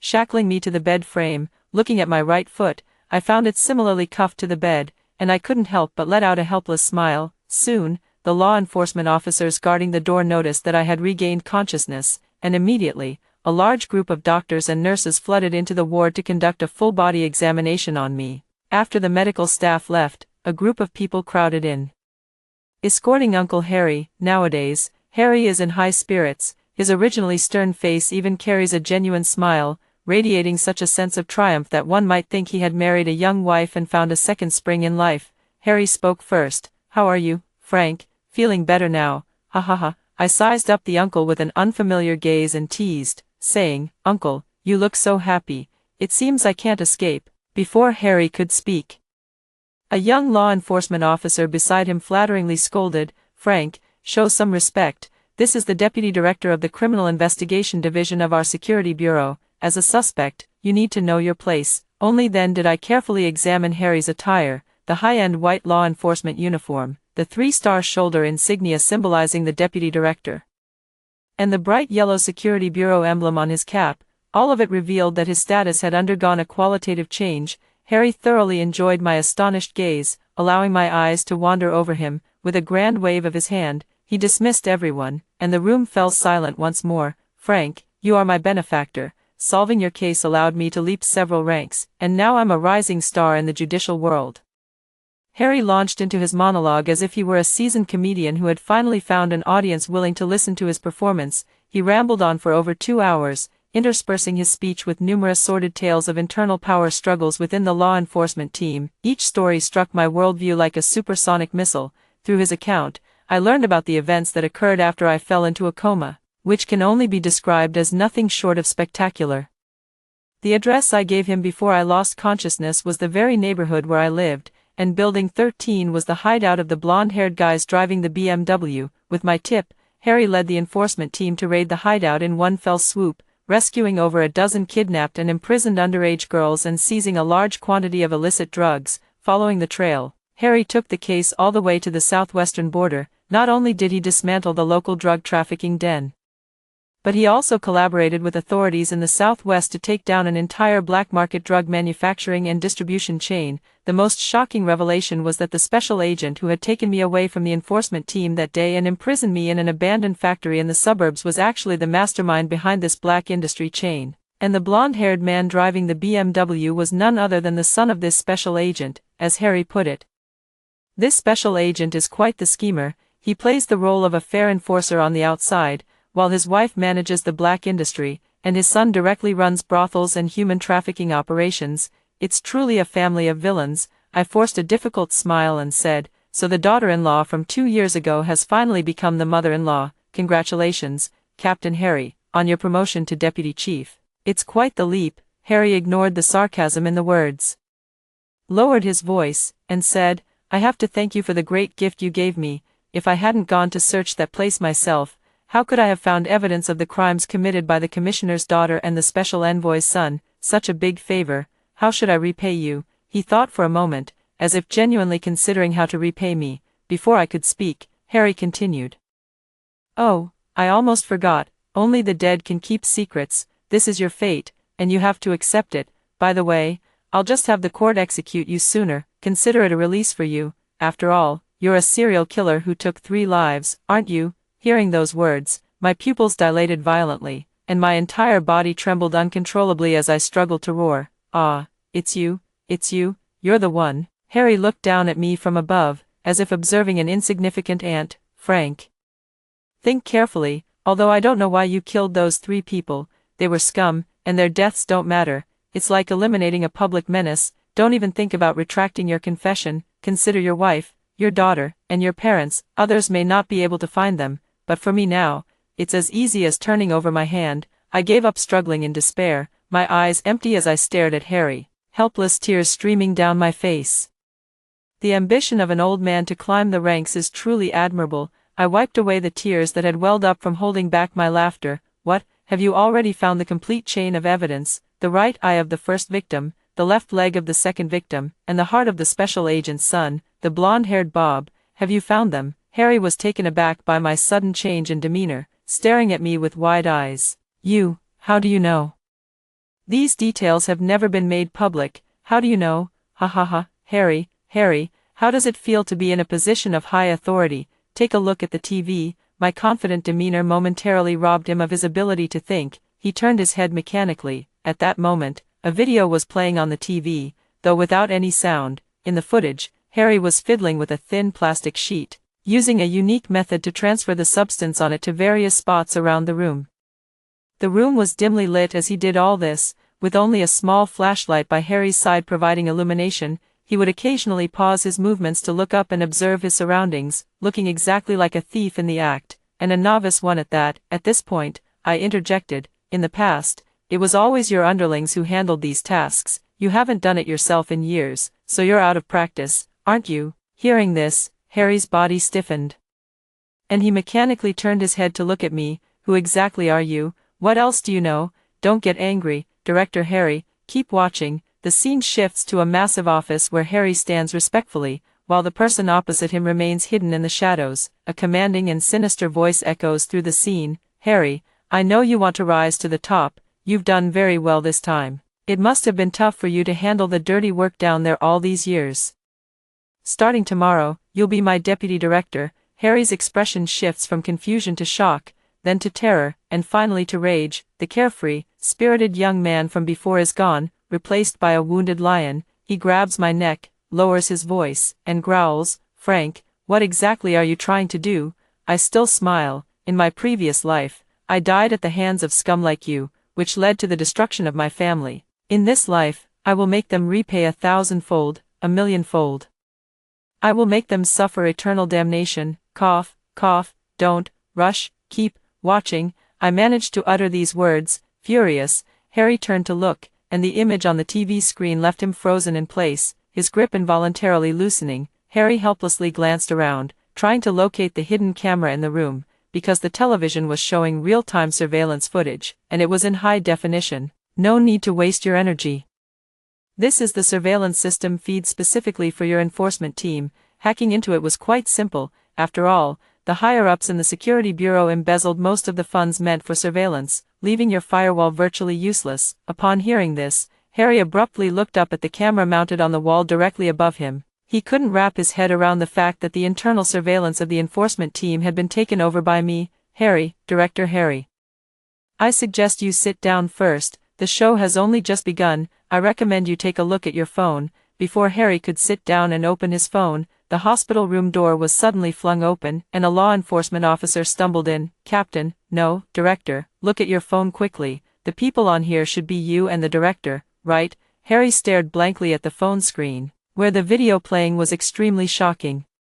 The newly appointed Deputy Director of the Security Bureau, Harry, and the current Director were seen indulging in pleasure together. In the room, there were not only several completely naked beauties but also unknown white powder bags scattered on the table and bed. along with several water pipes specifically used for smoking drugs. This country is a place that deeply detests drugs. It is the bottom line of all bottom lines. Once crossed, even those in the highest positions of power will be pulled down from their pedestals. Harry looked at these scenes in despair. The next moment, he frantically grabbed the collar of the young law enforcement officer in front of him and screamed hysterically, "Hurry, this video is fake. Get the tech department to investigate immediately. We must find the person spreading these rumors." The next moment, the young law enforcement officer stammered, Chief, the location is right here. In this hospital room, the signal was sent from here." Harry stared at the law enforcement officer in disbelief, then turned his anger toward me. "Frank, it's you, it must be you, what on earth have you done?" I forced an innocent expression and smiled slightly. "Commissioner Harry, you must be joking. In my current state, even moving a finger is painful. Do you really think it could be me?" "I think it would be better if we talked alone." Harry continued to glare at me angrily. If the door hadn't already been opened and a group of law enforcement officers outside were whispering, he would have lunged at me long ago. At my signal, Harry shooed everyone out, closed the door, and sat back down by my bedside. "Director Harry, do you really have that much faith in the security of your internal system's mobile phones?" Harry lowered his head to look at the phone tightly gripped in his hand. After a long while, as if bitten by a venomous snake, he suddenly hurled the phone against the wall, as though a snake were lurking inside it. Harry stared at me in disbelief, struggling to contain his anger. "You hacked into my phone." I clearly encrypted that video and hid it in a secure location on my phone. Ignoring him, I continued on my own. "Director Harry, if I'm not mistaken, your boss has already seen that video by now. Haven't you considered the consequences of turning off your phone at this moment? He's probably already sent someone to clean up loose ends." "Given how much you know," Harry belatedly realized what was happening and looked at me with terrified eyes. You set me up." "Director Harry, don't put it so harshly. When a good person is framed, that's called a setup, but a villain like you, who acts as a protective umbrella for evil forces and has done every kind of wicked deed, can you even be framed? At most, you and your boss are just dogs biting each other. Although I've never met your boss, I know he's a ruthless person. He has no shortage of dogs like you, and with the mess you've made, do you really think he'll keep you around? I suggest you either run away now or prepare for an attack. I suspect the dog sent to kill you is already on its way." As I spoke, an authoritative male voice came from outside the door. "Harry, you son of a bitch, get out here. How exactly did my daughter die?" I pouted my lips. "Look, the main character has arrived." To my surprise, upon hearing the voice of the newcomer, Harry actually calmed down and even let out a hearty laugh. "Frank, no matter how many schemes you devise, you are still just a pawn in my game. You're just waiting to die." After saying this, Harry pushed the door open and went out, then slammed the door shut heavily. At the moment the door closed, I clearly saw his trembling hands reach behind him and load the pistol. Soon, muffled commotion could be heard outside the ward. After all, this was a hospital exclusively for the security department, where many retired senior officials were recuperating, and numerous members of the law enforcement and security teams, along with their families, were receiving treatment. If a major incident like the director and deputy director of the security department engaging in a public shootout were to occur, it would undoubtedly become the headline news across the entire Great Xia tomorrow. Yet, I still underestimated the depths to which Harry would stoop. This man, who had clawed his way up from the bottom for over 40 years and would stop at nothing to climb the ranks, was now sparing no effort to protect his position. Just as I was straining to listen to the chaos outside, bang, bang, two gunshots instantly silenced the previously noisy hospital, to the point where you could have heard a pin drop. Moments later, the entire scene descended into chaos. Shouts, gunfire, and the sounds of scuffles filled the entire corridor. If I weren't completely unable to move, I'd really like to pull up the hallway surveillance footage to watch this good show. Half an hour later, the outside world returned to silence, and the ward door slowly opened. Harry, limping on one leg, with one arm hanging limp, his left eye hollowed out and continuously oozing blood, dragged a person in with great effort. I've seen that person before, to be precise, on television. The current head of the security bureau, Leo, Harry's immediate superior. Though his name is a bit common, he's had good fortune, rising straight to the top. At this moment, Leo doesn't look so auspicious anymore.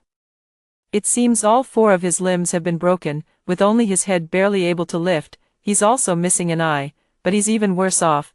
The eyeball, still attached by nerves, dangles outside, his mouth full of blood and many of his teeth missing. Seeing their miserable state, I couldn't help but burst into laughter, which tugged at my wounds and sent me into a fit of coughing. Ha ha ha, cough cough, finally someone worse off than me. As soon as I said it, I felt something was off. Isn't that the kind of line a villain would say? But at a time like this, I couldn't care less. Harry dragged Leo step by step into the room, then slammed the door shut with a heavy thud. The two of them collapsed there like lifeless lumps of meat. Outside the door, corpses now lay strewn across the ground, and blood had long since seeped in through the cracks. After resting for quite a while, Harry finally caught his breath. Completely devoid of his earlier imposing demeanor, the only thing that remained the same was the fury in his eyes. "Frank, you're behind all of this, aren't you? What exactly have you done?" By now, I had sobered from the thrill of revenge and spoke slowly. "Harry, Leo, you must be wondering how all of this came to be. In truth, from the moment you organized minors to carry out criminal activities for you, you should have anticipated this day would come. In my previous life, after my daughter Nancy's accident, I reported it to the police immediately, as I sensed it was no ordinary traffic incident. After all, no one could possibly consider a vehicle repeatedly running over a little girl dozens of times as a mere accident. It was blatant murder. Normally, such a case would first be handled by the local police station, especially since the victim was just the young daughter of a lowly, hard-working family like ours. Yet, unexpectedly, the captain of the city's law enforcement team personally took charge. The one who arrived was none other than Harry, renowned for his impartial and unwavering enforcement of the law. With an impeccable reputation in our city, his personal involvement gave us hope for our case. At that time, I saw hope for seeking justice for my daughter, and I was certain we could achieve it. However, the greater the hope, the greater the disappointment. Harry only conducted a cursory investigation of the scene, hastily closing the case even before the final forensic results were released. He told my wife and me that it was just an ordinary traffic accident. My wife couldn't accept this outcome. We knelt on the ground, pleading with Harry, begging him to re-examine the scene. There had to be something wrong. Even we, ordinary people with no professional investigative knowledge, could see the irregularities. How could he, a seasoned law enforcement captain with over 20 years of experience, not see it? But all we got in return was his cold reply: "There's no need to look at the scene again. It would be a waste of time. The two kids driving the car are not people you can afford to mess with. The best solution is to take the money and get out of this city that doesn't belong to you as soon as possible." Yes, this was the final piece of advice from a judicial big shot to us two nobodies, and what happened afterward proved him right. Not only did my wife and I not leave the city, but we also ran around seeking justice for our daughter's grievance, only to end up with my wife mysteriously disappearing and me being buried alive in concrete. In this life, I no longer blindly trust the law enforcement team, because they are definitely colluding with those scumbag kids. Through my continuous investigation, I discovered that many cases involving children bullied by those scumbag kids had the involvement of Harry, the law enforcement team leader. Several cases of missing parents were even personally handled by Harry. At this point, I shifted the focus of my investigation to the local officials and the law enforcement team, especially the team leader, Harry. Those inexperienced kids, even if they harbored malicious intentions, were still unable to properly cover up their actions. The fact that they could engage in organized criminal activities for an extended period without being dealt with must be related to the protection of the law enforcement team. After I briefly explained the results of my investigation to Harry, his confusion only deepened. He scrutinized me for a long time, pondering with the mindset of a seasoned criminal investigator. When he finally spoke, he first coughed up a large mouthful of blood, indicating that he had suffered internal injuries. "You, even if you've traced it back to me, how could you possibly incite internal strife among us, Harry? Have you ever considered why a group of cunning and malicious individuals would gather together? Of course, it's for profit, and the law enforcement team and the security bureau are even more so, seeking both fame and fortune. You want everything. You're the greediest of hungry ghosts. Since greed is your nature, whether you're embezzling public funds or exploiting your own people, it's all the same. Besides, exploiting your own people comes faster, doesn't it? What I did was simple. I killed those 3 little brats, and I've already admitted to that. But the bureau chief's daughter, that wasn't me, that was your doing. I just hid her in the law enforcement team's residential compound, right above the room where the blonde guy died. It's just that you've been competing with the special envoy for years, and he's always had the upper hand. You've long been resentful. I gave you such a perfect opportunity, and of course, you took it. After learning from me where the bureau chief's daughter was hidden, you went there alone, you smeared the blonde guy's fingerprints all over the room, then tortured and killed the bureau chief's daughter there, framing the blonde guy for everything, and Huang Mao is the son of the deputy director. Although you are members of the same organization, our director Leo has lost his basic judgment after losing his daughter. Out of trust in you, he firmly believes that Huang Mao is the murderer. And Huang Mao has already been tortured to death by me. Director Leo was just looking for a way to vent his anger. Under your malicious slander, he decisively dealt with the special envoy. I suppose by now, your predecessor's body has long turned to ashes and been flushed down the toilet. Harry, oh Harry, what a clever move. Leo, the director of the Security Bureau, who had been on the verge of death and silent all along, now widened his eyes and stared at Harry, as if trying to kill him with his gaze. Are you sure this move wasn't learned from Sakuragi Hanamichi? And Harry's response made Leo spit out a mouthful of old blood on the spot. Ahem, so what if it's me? The footage you just played only proves that I fabricated the scene where the blonde guy was present, but do you really think I'd keep that evidence around, as long as the process of my killing wasn't recorded? You have no proof that I did it, today, as long as I take out Leo. I have 100 ways to cover this up. Suddenly, the previously quiet television erupted with the piercing, agonized screams of a young girl, accompanied by Harry's sinister, lewd laughter. Ha ha ha, who would have thought that Leo, with his ugly mug, could father such a delicate and lovely daughter? I'm starting to wonder if his wife cheated on him. Ha ha ha, no use struggling, don't worry. It won't be long before Leo joins you down there. As for your beautiful mother, I'll take good care of her on behalf of you too. Ha ha ha. In stark contrast to Harry's panicked expression, Leo beside him had transformed into a vengeful demon. His eyes were bloodshot and crimson, his entire body trembling violently, a clear sign that adrenaline was surging through him. Leo could never have dreamed that Harry, his good subordinate whom he had personally mentored and who had followed him for most of his life, was actually the murderer who had brutally killed his daughter. He even planned to kill Leo himself and take his wife. It was simply a complete reversal of the natural order.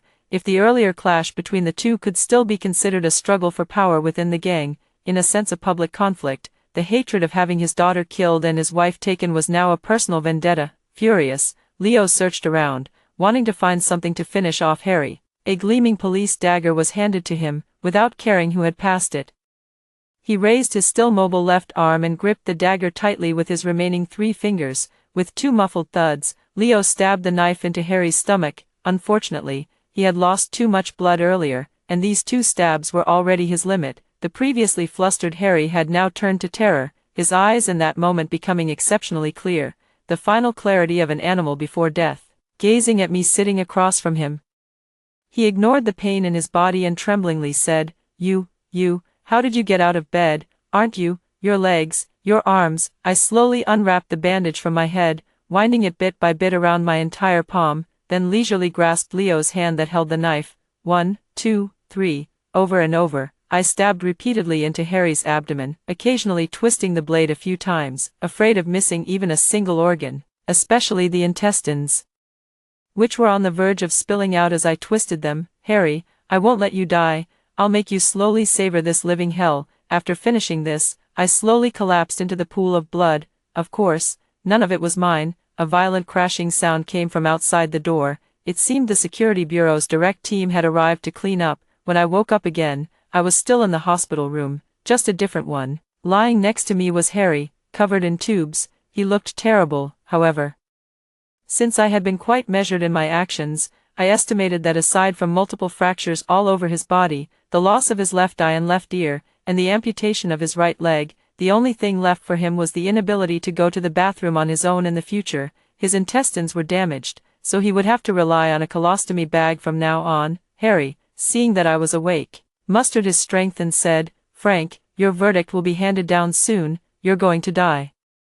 And your wicked scheme won't succeed. I sneered disdainfully. Harry, at least for now, you're living a fate worse than death. There's no one else here, so tell me, where is your boss behind the scenes? Harry froze for a moment, then broke out in a cold sweat. How much do you actually know? What else do you know? Ignoring him, I continued, since you won't say, I'll ask instead. Your organization uses minors, taking advantage of their age to commit crimes, and the funds are quickly transferred abroad online after the crimes. Even the disposal of stolen goods is done overseas. do you really expect me to believe that someone like you, who has never even been involved in foreign trade, could pull this off?" Pausing briefly, I glanced at Harry's expression. His face was pale with anger, yet he struggled to maintain his composure. Seizing the opportunity, I pressed on. "Who exactly is the mastermind behind all this?" Harry's face turned ashen. "You already know we have a boss behind the scenes, yet you don't know who he is." I realized I had asked too hastily. How could this seasoned detective fall into such an obvious trap? I was too impatient. Might as well drop the act. Let's get straight to the point. I don't care who he is. I'll find him eventually. Just tell me which country he's in. Harry laughed heartily. "Ha ha ha, you useless fool.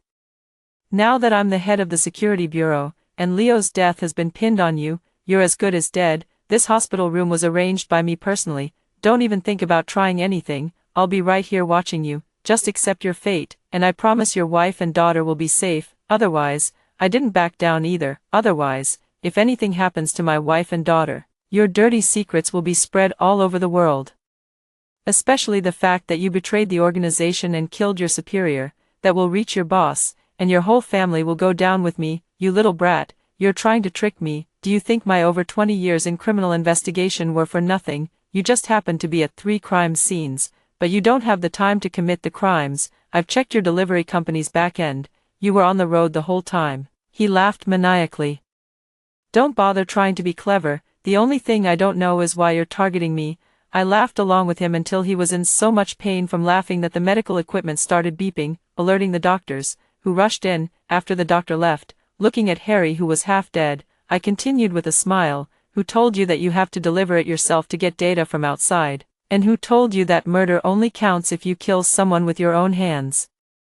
All these years of criminal investigation you've done have truly gone to waste. If only you had carefully read the forensic autopsy report instead of hastily framing someone just to claim credit, you would have noticed many inconsistencies." Harry could no longer laugh. He stared at me with terrified eyes, while the heart monitor beside him emitted a sharp, piercing beep. I continued, "The simplest logic. I'm just a delivery guy, and before that, I was a programmer.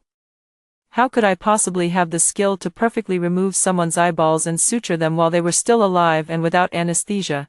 And how could I have possibly controlled so many rats to hang on that little bastard?" Hearing these details, Harry widened his eyes. "These are undisclosed details, even within the entire law enforcement team. Aside from me and the forensic examiner, no more than 3 people know about them. You," I continued to taunt him, "what about me? Have you ever wondered why I insisted on taking your illegitimate child's eyeballs? Aren't you curious why those organs ended up so coincidentally in the room where Leo's daughter was being held?" Harry's eyes widened even further, feeling like a hamster forced to run in circles. Not only was he being treated like a fool, but he had also been smugly enjoying it. He simply didn't have a complete chain of evidence. So to convict me, he had to fabricate evidence. After Harry and I had a fierce argument, both of us became cautious. He focused on recuperating, while I resigned myself to waiting for death. To ensure that everything was handled flawlessly, Harry surprisingly did not pressure the court. The entire case dragged on for a full year through the complex trial process. A year later, to protect my wife, daughter, and family, I took on all the blame. Not only was I the perpetrator of 3 serial murders, but I also killed one person during an internal conflict within a drug trafficking gang. Later, I orchestrated the deaths of 5 law enforcement officers and the former head of the Security Bureau, Leo, in the hospital of the Security Bureau. With the presiding judge's gavel falling, I was sentenced to death, to be carried out immediately. The review process for the death penalty proceeded exceptionally smoothly under the intervention of Harry, the head of the security department. It was as if someone had upgraded to a premium account on a certain cloud storage service. The speed was so fast it made one wonder if it was even the same software used before the upgrade. What originally required at least 6 months to a year for the review process was completed in just 1 month. Moving directly into the execution phase, on the lethal injection bed, I stared up at the one-way glass above, as if I could see through the thick pane and speak to Harry standing there. The executioner glanced at me, then turned his back to the massive glass and gave me a faint smile. I returned his gaze with a look of certainty. As the 2 liquids slowly flowed into my body, my consciousness gradually faded. In the final moment before my eyes closed, I directed a cryptic smile toward the one-way glass and mouthed my final curse. "Harry, I will follow you forever." Then I closed my eyes and fell into a deep sleep. In my dream, my wife and daughter, who had died tragically in my previous life, were waiting for me. We embraced each other tightly, bathed in a peaceful and warm sunlight. 3 months later, at the city's docks, on a rainy night, a luxury car came to a steady stop, and a middle-aged man with a limp stepped out. Even on this rainy night, he wore glasses. Though he had a lame leg, he walked with great determination. He approached 3 kneeling figures. "Were you 3 previously under Yellow Hair's command?" 3 slender figures lifted their faces. The heavy rain had washed away their usual arrogance, revealing bewildered yet clear eyes. They were actually 3 children around 14 or 15 years old. The slightly older child mustered his courage and said, "Boss, we used to follow Yellow Hair, but he died too horribly, so we've done many wrong things in the past. If we've ever offended your son or daughter, please let us go, considering how young we still are." Hearing the child's account, Harry curled the corner of his mouth in satisfaction. His attendant beside him hurriedly added, "Reporting to you, boss, these are the last 3. The previous dozen or so have already been turned into sculptures and dumped into the open sea. This way, the supply chain left by the former commissioner has been completely severed. From now on, our city's heroin supply chain will be controlled solely by us." Harry nodded with satisfaction, waved his hand, and a few of his underlings stepped forward, dragging the 3 children up before kicking them one by one into the massive pit beside them. The 3 screamed desperately for help, much like the young girls they had once violated. Harry impatiently waved his hand, and a cement mixer drove over. The machine started up, and a massive amount of cement poured into the pit, quickly covering the bodies of the 3. After watching for a while, Harry slowly turned away, as if finally able to relax after resolving a long-standing concern. The next moment, a container truck suddenly rushed over. On the rainy night, the vehicle skidded severely, and the entire trailer swung sideways, completely blocking the road. The intense friction sent sparks flying from beneath the vehicle, appearing exceptionally dazzling even in the rainy night. As the large truck was about to reach them, Harry's underlings scattered in panic. In the face of life and death, no one cared about Harry, the cripple, leaving him standing there in a daze, his eyes filled with terror and despair, because, with the help of the vehicle's lights, he clearly saw the driver's face. "That's right, I didn't die, I drove the heavy truck." My face twisted like a demon's, charging straight toward Harry. At the critical moment, Harry turned and leaped into the deep pit, gripping the edge with both hands. Immediately after, the luxury car he had been riding in passed right over his head and plunged straight into the pit behind him. As the car entered the concrete-filled pit, the level of the concrete rose significantly, reaching Harry's feet. Meanwhile, the concrete mixer on the other side continued to pour in more cement, and it was quickly approaching his upper body. I slowly walked to the edge above Harry, holding a sharp dagger in my hand. Seeing me, Harry thought he had seen a ghost, and with the occasional flashes of lightning, it truly felt like an evil spirit had returned from hell.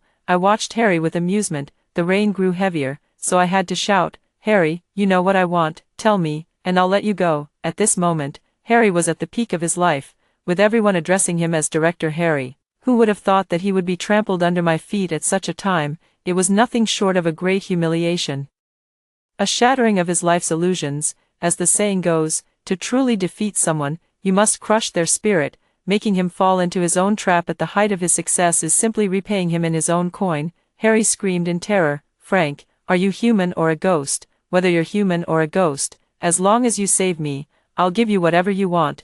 In a few days, I'll be appointed as the director of the Provincial Security Department. By then, I'll be able to wield immense power and influence across the capital and the province." I couldn't help but laugh in anger. "Harry, you're truly a selfish and wicked demon. You're even more terrifying than me, a real ghost." If I remember correctly, when I hung that little bastard on the ceiling fan, he said he was your illegitimate son. To secure your position, you didn't even bother to collect his body after he died. You're ruthless and vicious enough." Upon hearing this, Harry was utterly shaken, nearly losing his grip and falling. "Speak, where is the mastermind behind this?" Harry had no choice but to stammer, In Southeast Asia, Country X. "Are all these underage criminals part of your organization?" Harry, like a deflated balloon, confessed everything. Security Director Leo, the special envoy, and me, as the law enforcement captain, we collaborated in organizing the trafficking of minors, home burglaries and robberies, and drug trafficking.